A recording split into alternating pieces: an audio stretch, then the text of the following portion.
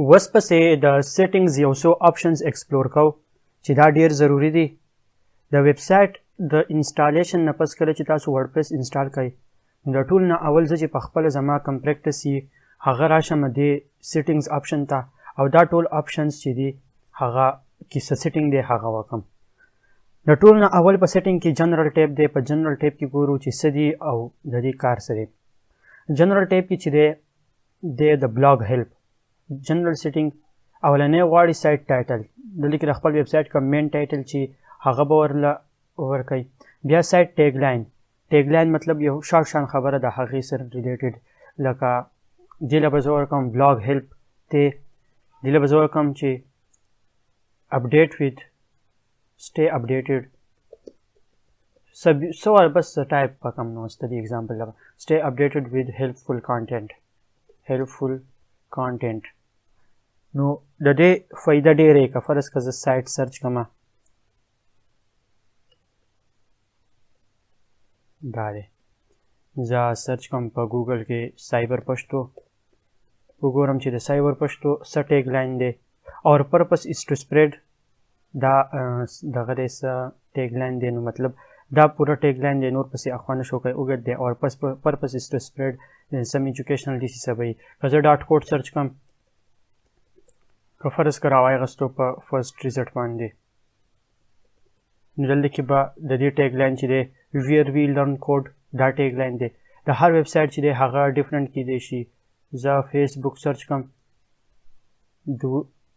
دیس از ا ټیګ لاین. سوشل نیټورکینګ مطلب د دوی سه ټیګ لاین چې دی په څه ځای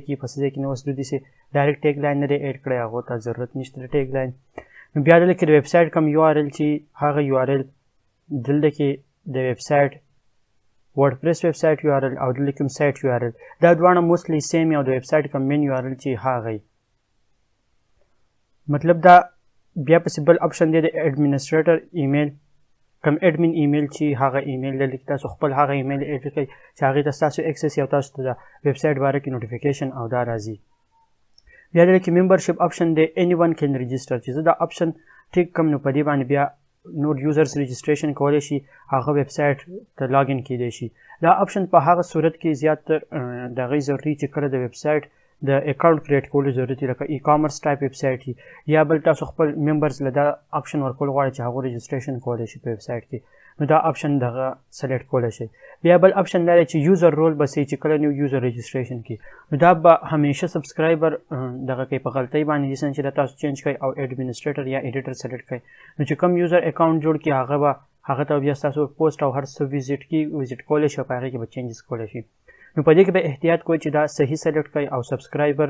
سلیکټ کړي او بل څه نه سلیکټ کوئ که ستاسو یوز بل څه نه. بیا د سایټ لینګویج چې دی ډیفالټ لینګویج هغه به سلیکټ کړئ. دلته کې کم ټایم زون چې تاسو سلیکټ کول غواړئ هغه به سلیکټ کړئ. زه به د دې اګزامپل لپاره ایشیا ته راشم ایشیا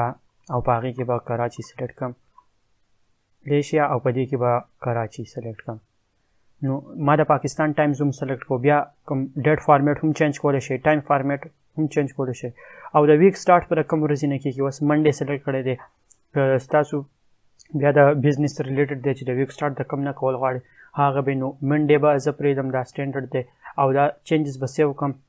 نو دا چې جنرال سیټینګ د ویب سایټ په باره کې چې هغه د دې ځای نه منیج کېدی شي نو تاسو هم اوس خپل ویب سایټ ته لاړ شئ جنرال سیټینګ ته او په هغې کې دا آپشنز چې دي هغه د خپل ریکوایرمنټ مطابق چینج کړئ.